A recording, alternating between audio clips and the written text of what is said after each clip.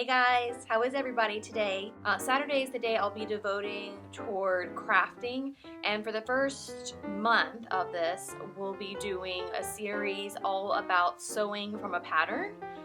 So today we're going to talk about reading a pattern cover. Next week we'll talk about laying out the pattern pieces and how you do that to maximize the yardage that you purchase. The third week will be pinning, cutting and marking your pattern pieces, and then the fourth week will be all about prepping your sewing machine. So that's everything from threading it to winding your bobbin to selecting the right needle and the right stitch length and all that kind of stuff. So let's jump right into this. Like I said, this week we are going to focus on reading a pattern cover. The reason why you need to learn how to read a pattern is because it's going to tell you everything that you need to know while you're in the fabric store. So it's going to tell you what kind of dress you're making or what kind of garment you're making, right down to the kind of seams you'll be using. So you can see this is a princess seam dress. If you know for some reason that you don't like princess seams and you'd prefer to have darts in the side, then this is not going to be the pattern for you. You're not going to be able to adjust this pattern to make the seams different. If you know that for some reason you don't like halter tops and shoulder straps, then this isn't going to be the pattern for you. It's going to be too hard to adjust. So you're going to be able to see all the seam lines that you're going to need. You're going to be able to see that this is a gathered skirt. And then on the back, it's going to show you too what the back looks like. So you can see the back has some pleating in it, and it has those same sort of princess seams going up the sides of the top of the back here. So you're going to know what you're getting into before you buy it. Also, obviously, you're going to know how much fabric to buy, and you're also going to know what things other than fabric you're going to need, all the notions. So if you picked up a pattern, it looks something like this. This is one I did recently. It's a purple gingham dress. I should pull it out so you can see. You know what I'll do? I will put a photo that I took of myself in this. If you follow me on Instagram too, you can kind of keep up with my sewing adventures that way. But what you'll need to do if you're looking for a specific pattern, you'll need to know who makes it, so new look, and you'll also need to know these letters and numbers here, A6048. So if you see someone either on Pinterest or somewhere else who is sewing a pattern and you want to make that same pattern, you can go find it by these numbers. Same thing goes for vintage patterns. If you have a friend who has one that you like, or you've seen one that you like online, you can try and search for it on Etsy or eBay, places like that, to see if you can find the one that you like. But all the good stuff, all the juicy stuff about a pattern is actually on the back. So whenever you're buying a pattern online, you know, this is all important stuff to look at before you go out and buy all your fabric and stuff. So what you're going to need to know is your measurements. Now, you're going to need to take 3 measurements, and obviously our body sizes don't fluctuate too much. So once you get these measurements down, then, you know, you kind of just memorize them. But you're going to need to know your bust measurement, which is the measurement across the widest part of your bust. You need to know your waist measurement, and this is like when you bend over, it's going to be that portion of your body that kind of folds over itself. It's going to be like kind of toward the bottom of your rib cage.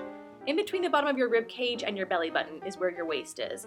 And then your hip measurement, a lot of people actually do this wrong. They do it over their hip bones, and that's actually not correct, especially if you have a bit of a booty like some of us are known to have.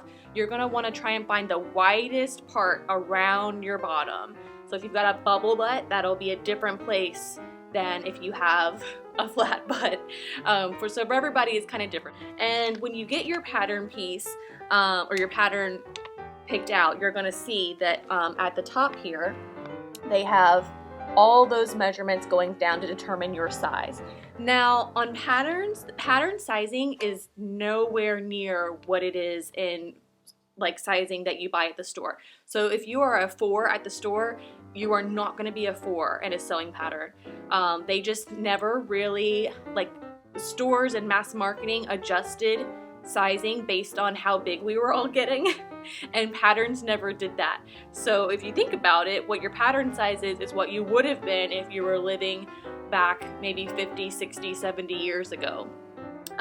Typically what it is it will be, your pattern size will be your store size with a number 1 put in front of it. So if you're a 4 at the Gap, then you're going to be a 14 in patterns. I know, it's kind of daunting, but that's not enough to rely on. You really need to take your measurements and you need to follow the back. Now, you're not always going to line up with these exact numbers. You're going to maybe be a 6 on top and a 12 in the bottom, somewhere around there. But what you need to remember is if you're making a dress like this, always just go with whatever the bust measurement is. If you're making pants or shorts or something like that, you're going to want to go with your hip measurement.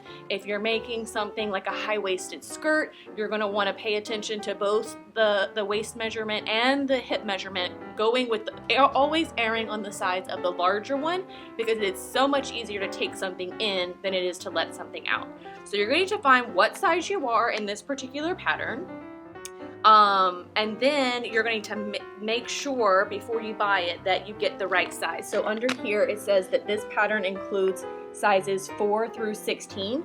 So you're going to want to make sure that you fall within those sizes and you don't need to get a different pattern. After that, then you go into knowing or figuring out how much fabric you need to buy. So let's say, for example, that you are a size 8 here. You're just going to read straight down this line all the way, and that's everything that you're going to need. So if you're making, on the front of the pattern will be usually more than one option for making the dress. So this one you can see has shoulder straps and no ruffle, and then the option B has halter straps and then a ruffle. And you can tell that this is B from this little letter here and this is A. So you decide which one you want to make, and then they tell you for option A you need this much fabric. For option B you need that much fabric. So it's pretty straightforward. The numbers here on the outside, the 45 and the 60, refer to the width of your fabric from selvage to selvage. Selvages are the machine finished edges of the fabric. Most cottons, most fashion fabrics are going to be 45 inches. Every once in a while you'll venture into one that's 60, but just make sure that you know what you're getting into before you buy the fabric. Make sure you know what the width is, and you can typically find that either on the end of the bolt, or if you're shopping online, they'll always have that information online. So the two things you're going to want to pay attention to whenever buying fabric is making sure you're picking the fabric for the right version of the dress that you want, and that you're buying the fabric based on the correct width of the fabric from selvage to selvage. Those are the two main things you're going to need to know, and then obviously buying it in your size. After that, there is always some extra things you need to purchase in addition to fabric. This is going to include everything from buttons to zippers to interfacing to bias tape. I mean, it can really include a variety of things. They also do suggested fabrics for each pattern. I tend to usually stick with what they suggest, but you can see, especially in this one, there's like a ton of options. And that is really it.